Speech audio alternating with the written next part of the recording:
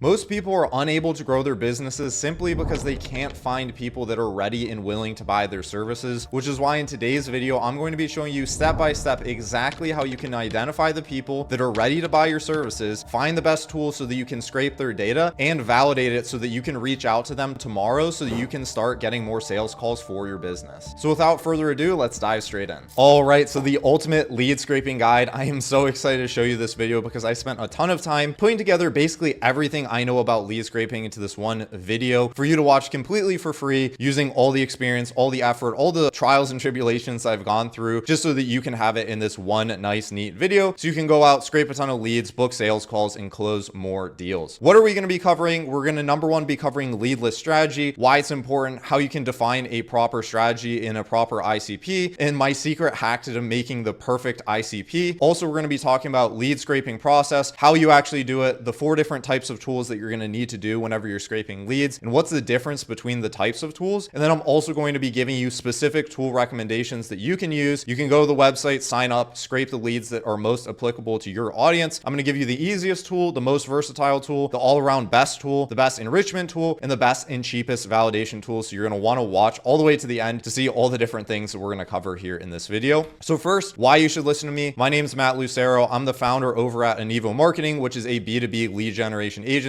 We basically go out for our clients, scrape leads for them, write emails for them, and then do the outbound prospecting and also scheduling the calls on their calendar. To date, we've scheduled over 1,300 sales calls, have sent upwards of 1 million emails, probably closer to 2 million emails. And then I also teach this to a bunch of different agencies, consultants, and B2B companies. And as you can see here, this is me speaking at an event where I'm talking to people about lead scraping, talking to them about prospecting. And so I've personally scraped over 1 million emails. So I know a thing or two about scraping emails. So hopefully I can transfer some of this knowledge over to you completely for free in this video. So here are some wins. This is some wins that we've had inside our agency, and this shows you what goes right whenever you actually scrape leads properly and segment them properly. And these wins are picked out specifically because these are around data specifically. So this is a client who closed a $9,000 per month deal. They went from getting 1 to 2 meetings per month, or it's like 1 to 5 meetings per month, up to 20 to 40 meetings per month. And the biggest thing that we changed for them is their lead scraping strategy and their data strategy. They booked 11 calls in a week, closed a second client from cold email. Here you can see they said they booked 5 calls in a day. They've had 3 paid clients and a free trial from the campaigns we help them run. And you can see here they closed a $9,000 a month project. Here's another client. We got them 9 meetings in a week. This is a report that we sent over to them. And a big part, again, specifically for this screenshot, was the data. We got them very, very, very targeted data that had the exact types of people that were in the market for their services. And this led to them getting 9 meetings booked in 1 week. And then also another client here where we got them 6 meetings in the first 3 days. And you can see we helped him restore his faith in cold email just because, mainly, again, how good the data quality that we were scraping for them and making sure that we were getting in front of the right people. So this is the types of results that you could get, again, if you get everything proper, not only just the data, but all the other things, but the data was a massive component in this. So the first thing we're going to be covering is lead list strategy. So the strategy behind the list is honestly more important than the tool that you're using and the copy that's going to go along with it. A great list will make writing scripts super, super, super easy, and a poor list will make it almost impossible for you to see any success with your campaigns. I would say list strategy and getting the right list, getting in front of the right people, is probably the most important, or probably the second most important thing, along with, making sure that you're getting in front of them in the first place, to having a successful campaign. Because if you get in front of the right people that are ready to buy your services, getting them to buy your services is a lot easier than getting in front of totally random strangers that aren't in market for whatever you're selling. So the first step to putting together a list is first identifying your core ideal client profile, which I'm also going to refer to as ICP. So if you hear me say that, all I'm talking about is your ideal client profile, meaning the people that are most ideal for your product or service. This is the foundation of what a qualified lead might look like to you. And so here are the things that you're probably going to want to identify. So the head counts, the job titles, the locations, the company size, or the revenues of the people you want to be reaching out to, the industries, and the intent. So once you've gone through and identified the core components of what makes an ideal prospect, you can start to segment, go into subcategories, and build out specific campaigns around the people you want to be reaching out to. But before you actually build out any of the campaigns, again, you want to identify these people, because once you have the foundation, you know that, okay, we want to target people that are at least making this amount of money and have this job title and are in this location with this industry. The way that you're going to go about scraping the people is going to be 10 times easier. The biggest problem I see a lot of people have is they come to me and they say, hey, I want to get more people on my calendar, but they have no idea what that even even looks like, or what a qualified person even looks like in the first place. So you need to make sure that you identify these things up front, and I'm going to show you how you can go ahead and do that. So for example, if you're running a marketing agency target around local businesses, you can first identify, hey, we want to target people that have, an 11 to 50 head count. It needs to be the marketing person. They need to be in the US. They need to have, a certain company size or revenue, their industry, their intent. And then after you get that first stuff in place, you can sub-segment them out into more micro audiences. So you could say, okay, we want to go after plumbers and roofers specifically, or we want to go after HVAC companies specifically, or you might want to just go after all the local businesses in New York or LA or Miami. So first you want to identify your big, what are the people that if these people meet this criteria that we can actually work with them. And then you can go into smaller sub layers of, okay, let's go specifically for plumbers or roofers and HVAC. Those are the two main buckets of things you want to identify. But first, it's really just making sure that you have the credentials of the people that you want to be targeting on paper, and then we can go deeper. So the possibilities are endless. The first core thing you want to make sure you do is you identify your deal breaker ICP. So again, these are the people that they need to fit this criteria. So not the people,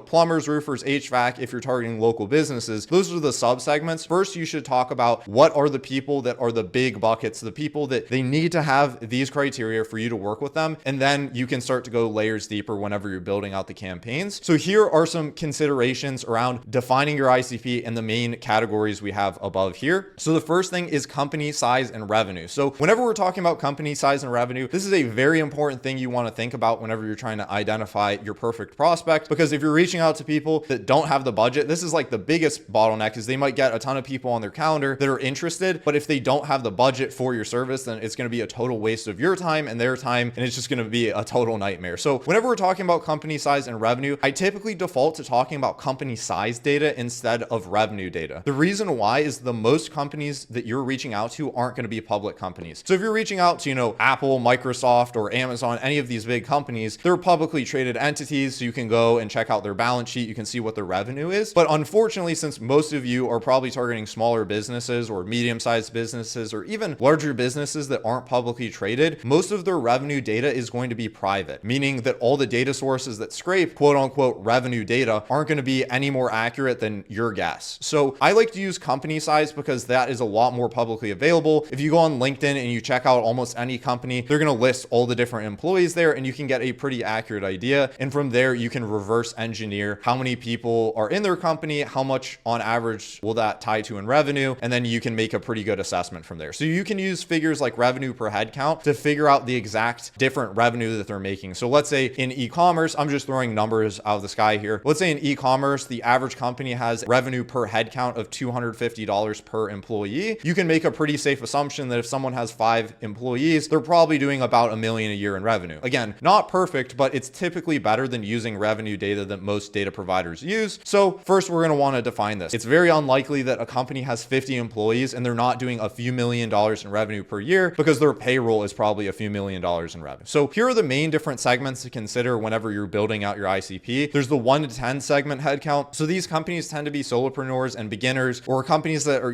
are really just starting out, very small startups. They tend to not have as much money, and pricing objections are going to be a lot more common if you target these people. But these people tend to have higher reply rates and tend to be in market for more services. They're more likely to hear you out because you're closer to just talking directly to the CEO, and they're looking probably for more ways to grow, more compared to at least the bigger companies. And these people, if you're selling them revenue generating services, that's probably their biggest pain point. So also understanding the pain points in these different segments of the market, because if you're targeting a very big enterprise company, lead generation is probably not going to be as big of a priority to a smaller company, and a bigger company is probably going to have more HR needs than a smaller company. So there's a lot of different factors in here, but that's 1 to 10. 11 to 50, these companies tend to have more money, but they still have small business type problems. CEOs and founders are more accessible, and they're a little bit more established. So this is a really great segment if you're trying to target smaller businesses, but these people have a little bit more budget. Once you get up to 50 and 100 headcount range, these are still small businesses, but the CEOs tend to be less accessible and more removed from the day-to-day operations. So if you're trying to sell a marketing service, reaching out to the CEO probably isn't the best person. If you're trying to sell an HR service, there's probably an HR person already established at this company. So you're probably going to want to target more of the VPs and directors at this different headcount segment. 100 to 500 headcount segment, these are more mid-market companies. So the C-suite, again, will be harder and harder to get in touch with. So a big trend here is that the higher up in headcount you get, the harder and harder and harder in touch it will be to get in touch with the C-suite executives. So, you know, at a 1 to 10 headcount company, the only people there are really going to be the CEO, owner, founder, and a few, you know, executive people, versus the higher up in headcount you go, there's going to be more executive people on staff, but they're going to be more busy doing a bunch of different things. So going down in the different titles you're going to target is going to be very important. So yeah, whenever you're targeting the mid-market business segment, C-suite's going to be harder to get in touch with, and there's going to be more bureaucracy. The main determiner of them buying your service is probably going to be lesser to do with the price and more to do with their specific budgets within the segment that you're reaching out to. And then you're also going to have to do more climbing the chains. You might not be able to reach out to the direct decision maker. You might have to reach out to a lower level person and then work your way up. And this is even more true with the enterprise market segment. It's probably best to target manager level titles, and you're going to have to do a lot more convincing to reach out to these people. You're probably going to have to get on 3+ sales calls to convince every single person to buy your product or service, and the reply rates are typically lower. But if you do secure a contract with one of these whale companies, you're likely going to be with them with a long time, because the way that they move is a lot slower. So, you know, getting them in the door is going to be a lot slower, but also them staying with you is also going to be a lot better and more advantageous, because the contracts tend to be longer. They just tend to move a little bit slower, which is a good thing because it means you're going to be with them for a long time. So there's a lot of different pros and cons, but these are the main market segments I would consider whenever you're building out your ICP. The next thing we're going to talk about is job title. Job title you're going to be targeting, again, is highly dependent on your service and the size of the company. So most people that I talk to automatically target CEOs because they think, hey, this is the decision maker. But as stated before, the larger companies you reach out to, the CEO might not be the best person. The larger the company they are, the less likely they are actually the true person that you should be speaking with. And so there's a lot of considerations. You can use your head here. Like, again, if you're selling a marketing service, the CMO is probably the right guy. If you're selling an HR service, then you're probably going to want to reach out VP of people, head of people, something with HR in the title. And if you're reaching out to finance related people with an accounting service, it might be a CFO, or it might be whatever the subtitle is in your case. But just consider the exact headcount can add to the complexity of the job title you're reaching out to. And the bigger of the company, the lower in the job title you're probably going to want to reach out to. So next, we're going to talk about the location. Again, you're going to want to define this. For most of the people watching this video, this is going to be pretty straightforward. It's probably going to be English speaking countries if you're working on a national level or an international level. And then if you're working locally, you're probably bound to a certain geographic location. But one note I want to make here is that if you have an advantage that you can target certain locations that people can't, you could hypothetically target anyone in the world, but you're a French company and you speak French, you're going to have an unfair advantage when you're reaching out to people in the French market. So if you're in France and you speak French and you write your emails in French, this is going to give you an unfair advantage. And I would highly recommend building out a lead list kind of based on that and taking the different location stuff that you have to your advantage. Again, not because these are people, you know, if you work internationally, you probably could work with a ton of different people, but if you have the opportunity to work with people that other people can't work with because of a language barrier, that gives you a huge leg up on them. So there's a lot of stuff that you can kind of play around here with the location. So different things you can think about and hopefully getting some gears turning whenever you're building out your ICP. Next, we're going to talk about industry. So the industry can play a huge role in the success of your campaigns. If you're able to play into industry expertise, you're going to have a lot of high converting campaigns. It's important to consider which industries are most receptive to email though. So again, I'm talking a lot of this data scraping stuff specific to email. You can also do this based on phone number data and a lot of other stuff, which I'm going to talk about in the different tools section. But some industries are more or less receptive due to the availability of data. So for example, if you're trying to reach out via email to a local roofing business, they might not have a first name at companyname.com type email. So they might not have jimsroofing.com. They might have an info at type email, or they might not even have a company branded email. So finding their email data might be a little bit harder, especially if they're small for every single employee. And on the other hand, there's other industries where there's plenty of data, but a lot of people are targeting them. So I'm speaking specifically to like marketing agencies and e-commerce. These different types of companies have tons of data that's available to them, but they're some of the most picked upon when it comes to email outreach, or really most types of outreach, especially true for startups or funded startups. A lot of them get hit up because they're recently funded. So there's a couple considerations really here to think about, which is number one, who are the industries that you can work with? Number two, which industries are most receptive to the channel that you're reaching out to, email, phone number, whatever. And also the third thing to be considerate of is how many other people are reaching out to them on that channel. So on email, I know a lot of marketing agencies and a lot of e-commerce companies are getting hit up. So you have to be considerate of maybe there's other industries you can reach out to that less people are targeting. So be sure to split test and see what works best, but you can identify a couple different industries and build a couple different hypotheses based off of the industries that you can work with and where you're going to see the most success with. And then the last thing we're going to talk about here on lead list strategy is intent. So sometimes you can scrape database off of psychographic data based on where someone is in the buying buying journey, or scrape it based off of triggers to show that they're in market for your service. There's a lot of different stuff you can do here on intent. For example, if you're selling a HubSpot implementation service, the odds that someone would already be using HubSpot is going to be significantly higher if they're buying a HubSpot related service. So you should probably scrape data where people are using HubSpot, and you can use this through some of the tools that we're going to talk about here later. So here's a ton of different stuff. Here's a few examples, I guess, of intent data. Technology filters. So this is the case of HubSpot. So if you're reaching out to e-commerce companies, they're very likely going to be using Shopify or WooCommerce or something like that. People that they follow. So if you're reaching out to people that are small business owners, and they're probably following Alex Hormozi because he's an influencer in the business space and a lot of small business owners follow him. Companies they follow, the number of people in their org. So again, sales teams, let's say you want to reach out with a sales service and you see that they have a small sales team, you might be able to sell them a more tailored service to a smaller sales team, versus if they have a bigger sales team, you might want to sell them a service that is more tailored towards a bigger sales team. But there's a lot of different, again, psychographic filters, technographic filters that you should keep in mind of, and also that you can map out besides the headcount, the job title, the revenue, and kind of the big level stuff here. So next, I'm going to talk about a strategy hack. This is what I really like to use to help define where you can find your best ICP. And the way that I look at it is, if you're having a hard time figuring out what your ICP is, take a look at the last 5 to 10 customers that you signed and plot out all their features. So again, not the last 5 to 10 customers that you'd like to work with, but the last 5 to 10 people that have actually purchased your product or service, because this is going to give really good insights into not only the people that you think that you might want to work with, but the people that actually want to buy your product or service. Because you can make a lot of guesses, say, hey, I think that we should work with plumbers because plumbers might need the service. But if the last 10 people that bought your service are marketing agencies, then you should probably sell your service to marketing agencies. So these are the questions that I'd encourage you to ask yourself. What industries were the last 5 to 10 people that you bought? What industries were they in? What were the titles of the people that signed the deal? Where were they located? How big was their company? What prompted them to purchase? So basically just reverse engineering the last few things I talked about, asking them in pointed questions, and then you can map out these different features with real data, not just stuff that you might guess about, but real data based on the last 5 to 10 people that you've worked with. So a lot of people guess what their ICP is. They say, hey, we only work with people that are 1 to 10 million in revenue. But then you take a look at their last 5 to 10 clients, and most of them are actually below those revenue numbers. You can have a more clear picture and say, wait a minute, why am I targeting these people? Because they might actually not need your service. So it's always better to use real examples of people that have paid you rather than to make total guesses about people that might pay you or people that you ideally would want to work with. All right, so now we're going to dive in and talk about the list scraping process and how list scraping actually works and the different tools that you need to understand. So there's a lot of different lead scraping tools on the market. There's a lot of different data tools in general, and there really isn't a one size fits all approach for data. Sometimes you need to get more niche with the data you're sourcing, so it requires different tools. And sometimes you have really easy and defined audiences and you can use more basic tools. First, we're going to define the process of lead scraping just so you can understand the different things that go into the lead scraping workflow and how you can actually pick out the tools that make the most sense, and also understand that if you're missing one of these tools, then maybe you need to add it into your workflow. So I would say there's 4 main different categories of tools. So the first is account identification tools. These are tools that help you identify specific companies within your market. So when I say account, I'm talking about companies. If you're looking for e-commerce stores, this type of tool would output Amazon as a different account. So there's some tools that only provide this type of data, and then there's tools that provide multiple different types of data. So the next piece is profile identification. This is a tool that can identify a specific person or profile that you want to reach out to. So for example, you take an input Amazon and it will output, okay, Jeff Bezos is the CEO of Amazon, and this is the person that you should be reaching out to. After you get the profile, there are enrichment tools. So these are tools that will take specific people and accounts and will find their specific contact info. So you input Jeff Bezos, CEO of Amazon, and it would output jeff@amazon.com or whatever his email is. And then the last type of data tool there is are verification tools. After you've identified the account, the profile, and the actual contact data, then there's verification tools that can verify, hey, does jeff@amazon.com exist? Is this a valid email? And is this a person that still actively works at this company? These are the different layers of tools. And I'm going to walk through the tools and show you which types of tools that they are, because a lot of tools aren't just one trick ponies. They don't just do one of these things. They do a lot of these things or all of these things. But it's also good to know that, hey, if you have a tool that only does the first 3 things and it doesn't validate the emails, you're going to need to have a separate validation tool. So those are the different types of tools. And now we're going to dive in and talk about the specific tools that you can use to scrape the data that you're looking to get. These are going to be the tool recommendations. There's going to be some links in the description. There's some affiliate links for the tools that we have partnerships with. And also there's just tools that we don't have partnerships with that I use that I just want to promote because they're the best tools for the specific use case. So the first one I'm going to talk about is listkit.io. The reason why I like this tool and why why I'm calling this the easiest tool to use is because it has all 4 capabilities in one tool while still being cost effective. So this is an example of their dashboard. The capabilities, it has account identification, so it can find the companies you're looking for. You can plug in and say, hey, I want roofing companies. It'll pop up with roofing companies. It'll also identify the people. It'll say, hey, this is John, the CEO at this roofing company. It will find their email and it will also verify their email too. So ListKit, the reason why I'm calling it the easiest tool to use is because it has all the functionalities in one platform, and it's also a database. So it already has all these different leads scraped, segmented, and sorted out. All you have to do is plug in the different filters that you want to use, and it will go out and get the data, and it will also validate the data when you export it. So you don't need to use an external validation tool to see if the email account exists or not. So it's one place that you can centrally take a look and see all the different things through this tool. All right, so opening up listkit.io, I'm going to do a super quick jump through to show you what I'm talking about. So this is what I was talking about, that it has all 4 different components you could be looking for. It has company level identification, it has people level identification, and then it also has email validation as part of the platform, and it automatically does it on export. So let's say, for example, we want to reach out to companies. Let's play around the industry filter. We could say retail companies, and then we go through and add that in. And then you can see there's a ton of different people that work inside retail. Then we can also go through job title and then contains CEO. And as it loads here, you can see we just popped up with a bunch of different people with a bunch of different retail companies and all their titles here and all their URLs. And then if I want to export them, all I have to do is enter in the amount of max people I want per company. So let's say I want maximum of 5 people per company, and then we can press next step and go ahead and export it here. So again, the reason why I like ListKit, it's because it's probably the easiest tool to use. It really isn't that complicated. All you have to do is punch in the different criteria that you have. You'll get all the people and all the companies, and you can just press a couple buttons and export it exactly how you want it, along with the emails being validated. So you don't need to use a third-party validation tool. The emails that are going to come out should be good to just email straight away, and then you can just run them straight into your email campaigns. Because otherwise, normally, if you use another one of these tools, you're probably gonna have to pass it through a validation tool, because it's just going to give you some data that's going to end up being bad or unemailable. So you want to make sure if you're using ListKit, you don't really have to do anything. But if you're using another one of these tools where it doesn't do any sort of email validation, that you do it whenever you export it. And then after you type in how many people you want redeemed, you just press redeem credits, and it will send you an email with a CSV with all the different people that you want were already in your list. All right, so the next tool we're going to cover is clay.com. I'm calling this the most versatile tool for a reason, which is because Clay is like the Swiss Army knife of data. So Clay has, again, the capabilities like ListKit does, which is account identification, profile identification, enrichment, and verification. So it can do basically everything you need in one platform. The difference is that Clay has a lot more flexibility in the type of stuff that you can do. So Clay, you can scrape, enrich, validate, identify, and do practically anything through this tool, not just data level stuff. You can also add AI level personalization, and you can enrich leads that you have from previous data scrapes, and allows you to plug in different APIs. It has a ton of different features. It's slightly more expensive than most of the other tools on this list, but I'll show you exactly why this tool is very cool and why you can do a ton of different things through it. This is clay.com. The way that it looks is a lot different than most other data tools. It basically just looks like a spreadsheet, but it is a spreadsheet on steroids, and you can do a ton of different things in Clay. So you have your different rows, your different columns. You can upload data, you can scrape data natively through here, and then you can keep adding columns to enrich and scrape more data. So I'll give you an example here, just showing you what I did in this table. So I uploaded my name and my LinkedIn profile, and then these were the 2 data points that I just fed Clay. And then I created a new column, or a new enrichment here, as they're called in Clay. So if you want to add one of these columns or enrichments, all you have to do is press enrichment, and then you can see there's all these different tools, integrations, and things you can pull through. So I can say, hey, given this LinkedIn profile, grab my current company. So you can use this enrichment here, and I can pop in the column. You just identify the LinkedIn profile. So I uploaded my profile in here, and then it outputs I'm currently working at Nevo Marketing. And then I can enrich this data here too. So I can say, given my profile, go into my experience and grab the company that I work for. And you can see it properly identifies as my current company, which is Nevo Marketing. And then it also outputs my LinkedIn company description. So this is the description of my company on LinkedIn, which says we help B2B companies generate qualified meetings on their sales team's calendar using outbound marketing, which is exactly what we do and exactly what I put into LinkedIn. And so the reason why all this data is useful, and we can keep going down the rows here, is that then we can use different AI integrations. We can do different waterfall enrichments. You can do a ton of different things here. So just to show you an example of what we can do here. So this is a chat GPT prompt here. You can, again, go press add enrichment. I can type chat GPT, and then you can see generate text or analyze image, or, use one of the chat GPT integrations. And so I simply prompted chat GPT. I said, based on descriptions description. So based on my LinkedIn company description, give 3 example job titles that this company would prospect into using a cold email campaign. Please only output 3 job titles. So essentially what this is doing is checking my LinkedIn company description, saying, hey, guess 3 different job titles that they would prospect into, and then output it. So we are a B2B, lead generation company. And so a lot of the people we would be reaching out to are sales titles, marketing titles, and executive titles. And you can see ChatGPT did a really great job here. So sales director, chief marketing officer, and head of business development. So this is really useful, not just on like a, hey, you can do an analysis level, but this is something I could plug into my campaign. So if I want to reach out to other people, I could say, hey, I noticed you are a e-commerce development agency. So I figured that you're probably trying to reach out to chief information officers, and then you can go into your pitch. So again, if you use AI and you leverage it properly here, you can build a very, very strong campaign. I'll just show another example here in real time. So if we press add enrichment and we type ChatGPT, generate text. And so I can say based off of / description. So the company description again, classify if this company is a SaaS company or not. If it is a SaaS company, respond or output true. If it is not a SaaS company, output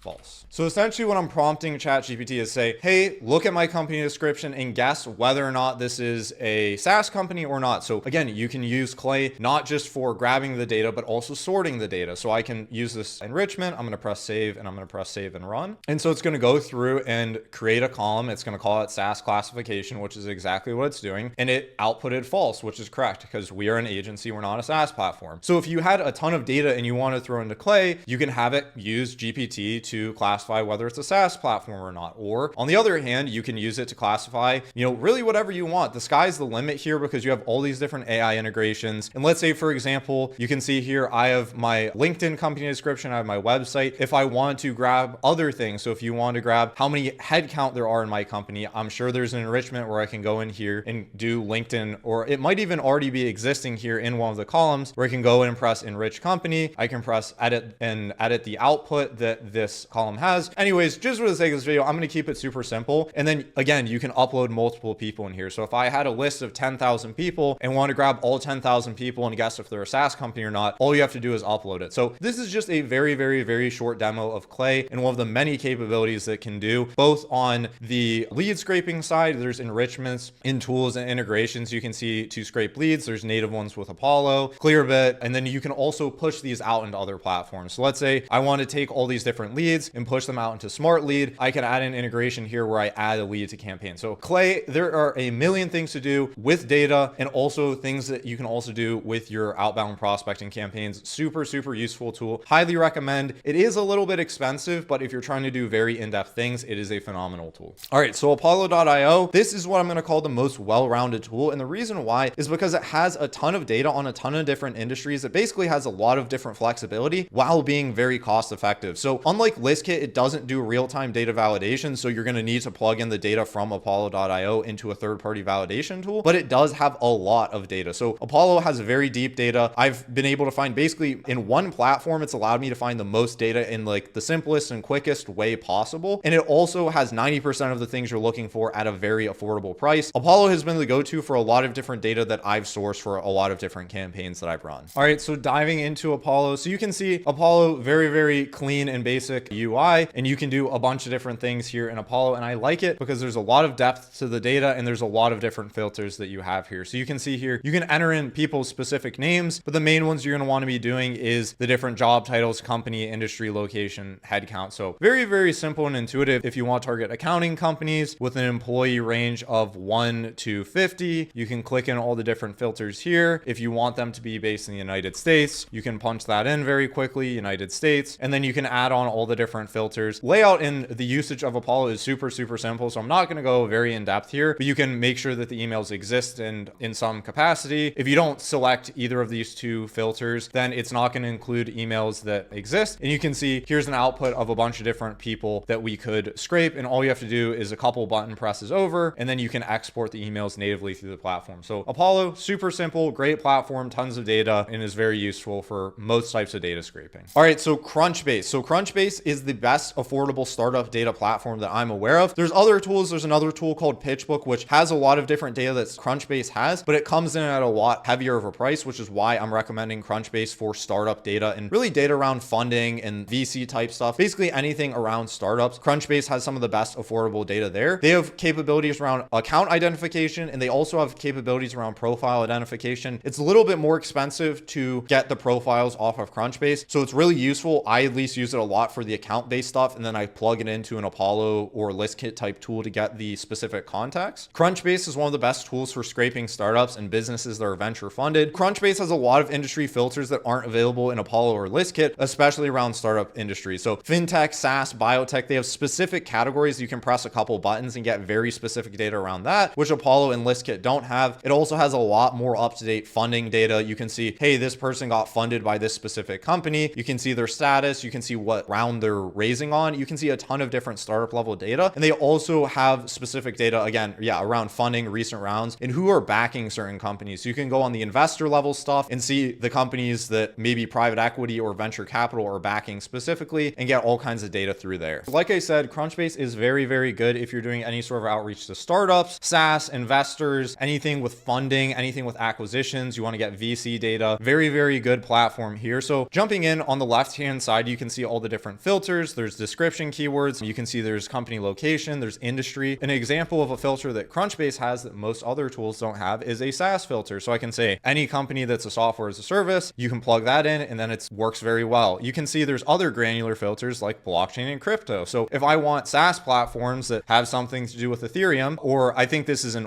or case, and I'm going to show you how to do this in a query builder in a second here. Essentially, it's SaaS platforms or Ethereum. What I like doing, and what I just mentioned here, is the query builder. So this is a lot more advanced filtering you can do through Crunchbase. You can add a companies filter over here, and then I can go into industries, and I can add an industry, and I can say the industry needs to include all of SaaS and Ethereum, right? So this is not just saying, hey, I want SaaS companies and companies that have any sort of Ethereum association. I want SaaS platforms that are specific to Ethereum. So I don't know exactly the data it's going to pull or what it deems as something that's associated with Ethereum, but I assume these do. This does a pretty good job. So these are SaaS platforms that both have Ethereum and SaaS in the industry. So you can do includes all, you can do includes any. So that means either it's a SaaS platform or it has Ethereum mentioned somewhere. So you can see it goes from 10 results all the way up to 36,000 results. And then you can add all these other different filters on top here. So you can do stuff based off of investor info, where they're located, when they were founded, if they exited, when did they exit? Like there's so much different stuff here. Also about their investors, the different people that were partnered on this transaction, if they were acquired or not, if they're public or not. So tons and tons of different data here. Crunchbase, again, very, very good if you're doing any sort of outreach where it has funding, investors, or anything with startups. Basically, it does a phenomenal job, and then you can export it through their platform. All right, so now we're going to talk about bettercontact.rocks, which I would say is probably the best enrichment tool. It has waterfall enrichment baked into the platform, which I'm going to explain what it is. So as you can see on their website here, their catch line is every data source you'll ever need in one tool. And the reason why is they utilize what's called waterfall enrichment. So you can upload a list of, let's say, 10,000 people that you don't have emails for, and you can upload it directly into their platform, and it will pass it through 20 or 30 different data tools at once completely for you, so you can squeeze the most juice out of the list that you have. So capabilities wise, it's enrichment and validation. They also validate the leads as they're enriching them, but it's the most extensive and cost-effective waterfall enrichment tool that I'm aware of. You can literally take, again, 10,000 people, press a couple clicks of a button, and then have it run through 20 or 30 different data sources without having to sign up to them each individually. So the main problem is that if you have a list of 10,000 people and you don't have their emails, you manually have to upload it to Apollo, and then Apollo might get 2,000 of those people, and then you upload it to Rocket Reach, and Rocket Reach might get another 1,000 of those people. It's a very tedious process, and what Better Contact allows you to do is just upload one list, and it will pass it through all those different data tools simultaneously so that you can get the most up-to-date people without having to sign up to a ton of different tools. The next tool we're going to talk about is LinkedIn Sales Navigator. LinkedIn Sales Navigator is a great tool because it has real-time data. So the LinkedIn Sales Navigator has account identification info and profile identification info. They don't provide emails and they don't provide validation, but LinkedIn really is the holy grail for most data providers. The reason why is because most data sources actually pull the data directly off of LinkedIn, because that's where everyone is going on and saying, hey, I just changed a job, or hey, I work for this company, or hey, I've been at this company for X amount of years. So there's literally a place where hundreds of millions of people are willingly giving you their data completely for free. But then you can take LinkedIn Sales Nav and then be able to filter it in a lot more depth while being real time. So the problem with Apollo and ListKit and a lot of these other data sources is that they have to refresh their data constantly. So if I go ahead and I switch the company that I'm working for, it might take 30, 60, 90 days for Apollo or ListKit to catch up on that, versus LinkedIn. If I'm switching a company, I'm probably going to report it same day, next day, or within the week. And then LinkedIn's going to report that accurately. So LinkedIn has a lot of really good data, and LinkedIn Sales Navigator is going to allow you to source that data very quickly in a very accurate way. All right, so jumping into LinkedIn Sales Nav, as you can see, these platforms have a lot of different similarities in terms of how they're laid out and how they look. You can see here over on the left-hand side, there's company filters, role filters, buyer intent filters, recent updates, personal stuff. The way that I see LinkedIn stands out a little more is you have these search keyword sections. So if I wanted to look for people that mentioned Hormozy, I can put that in and I can see,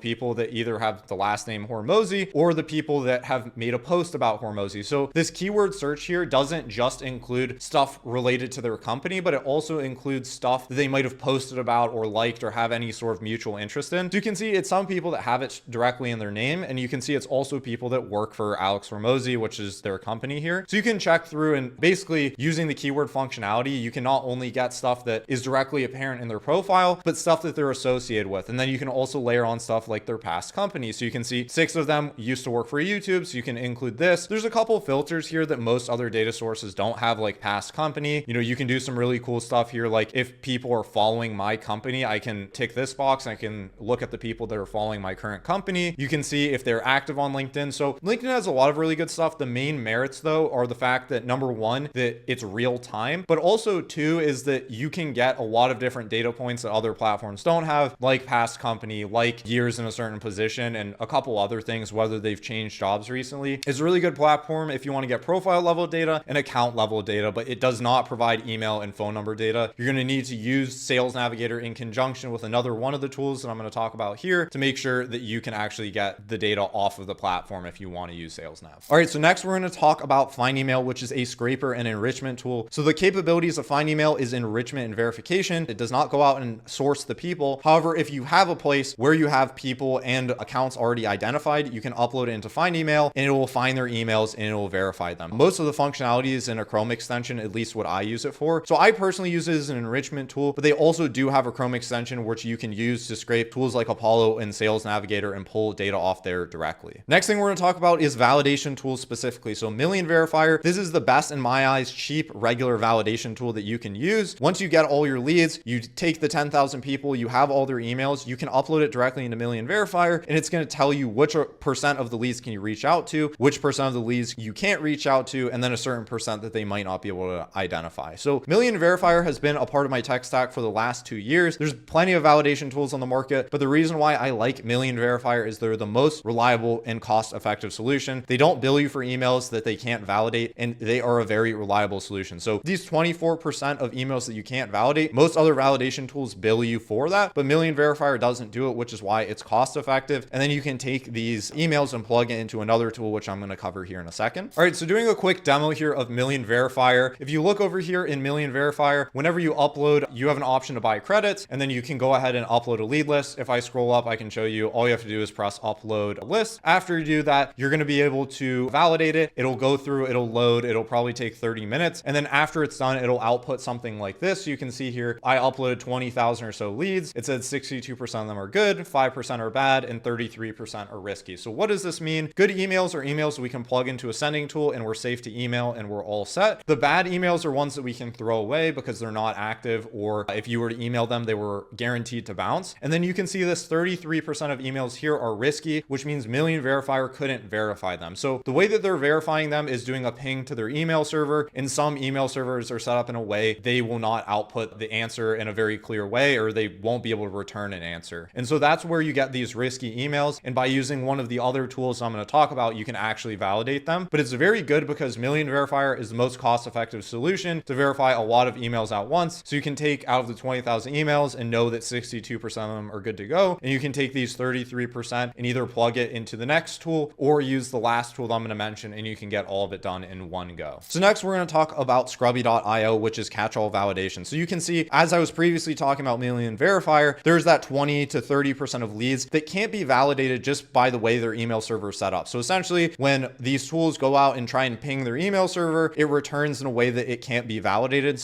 And so this is where Scrubby.io comes in. So essentially what they do is, instead of doing SMTP validation, which is like, hey, pinging their server, getting a request and getting an output, Scrubby.io manually emails the actual email account to see if it exists. And if it does exist, it'll let you know. And if it doesn't, then it'll say that it bounced. And the reason why this is really important is because they are taking all the reputational risk, because if you go out and you try and email 10,000 people and 9,000 of them bounce, your email accounts are going to get totally fried, and it's going to be a big waste of time. So Scrubby is one of the few tools that can actually validate the emails that are deemed risky by a tool like Million Verifier or other email validation tools, which makes it very useful if you want to get the most out of your lead list. And then we're also going to talk about Listmint.io. So why am I talking about Listmint.io? It's because it basically combines the functionality of Scrubby and the functionality of Million Verifier in one tool. So it's a catch-all validation tool and a regular validation tool. So they have both types of email validation. It is, again, just a validation tool, but it's a new tool in the market that allows you to basically do both functionalities in one platform, and allows you to do it in a cost-effective and quick way, which allows you to get all the most out of your data without having to do the reputational risk on your own email accounts. So that's the end of this video. If you got a ton of value of this video, appreciate it. If you like, subscribe, check out the other videos on this channel. Also, if you are running a B2B business, an agency, a SaaS platform, a consulting product, staffing, banking, anything in the B2B industry, and you want to work with us so we can help set meetings on your calendar, scrape all the data, and basically help you grow your business, you can apply to work with us over at anivomarketing.com. And again, if you're looking for more free stuff, you can check out in the description. You can sign up to our newsletter at moreleadsmoremoney.com. And then you can also check out, again, all the other videos on this channel. So appreciate you watching, and take care.